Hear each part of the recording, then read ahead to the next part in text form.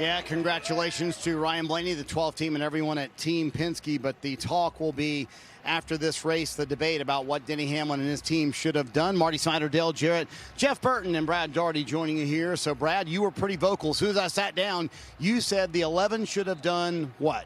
Should have stayed out. He was so fast, even on old tires. And if you look at that last restart, Kyle Larson only picked up 2 spots. I think Denny, if he gets a good restart, could have maintained and held pace.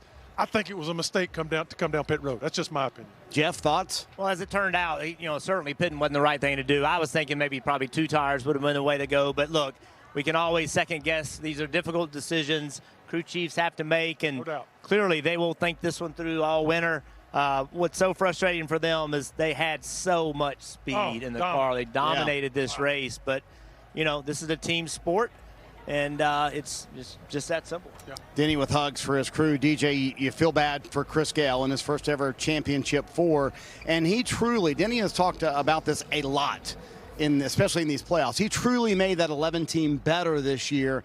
I know he's going to second guess that call forever, but would you have made the same decision Gale made? Seeing what happened earlier in the weekend with 4 tires winning the race. Hey, things are easier up here because no consequences for making the wrong decision.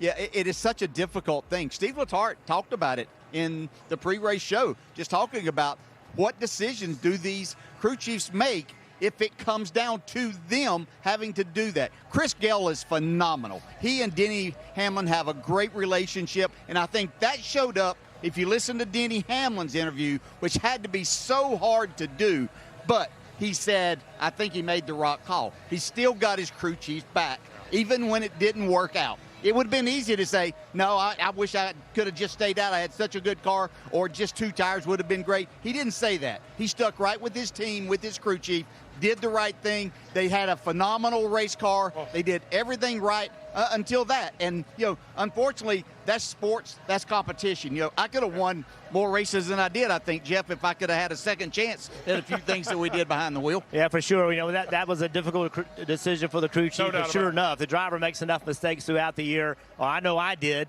and cost my crew chief some wins as well. But, it's you heard the disappointment from William Byron.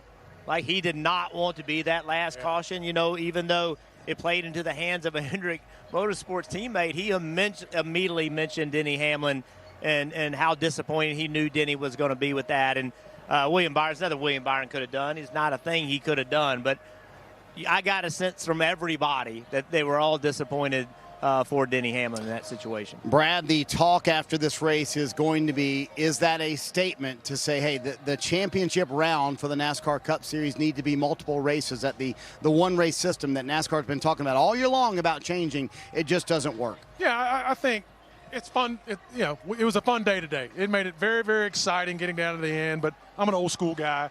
I'd like to see these guys race all season long for a championship, and I'd also like to come to a championship race where it's not tire dependent upon air pressure. I didn't like that all day long. I thought it was an issue that should not happen in a championship race. You shouldn't be worried about how much tire pressure you do or don't have when you're trying to run for a championship. That's just my opinion. Hi folks, Lee Diffie from NBC Sports. If you enjoyed what you just watched, well, it's time to bring the action and subscribe to the Motorsports on NBC YouTube channel. You can have it all: news, highlights, interviews, and analysis. So go for it.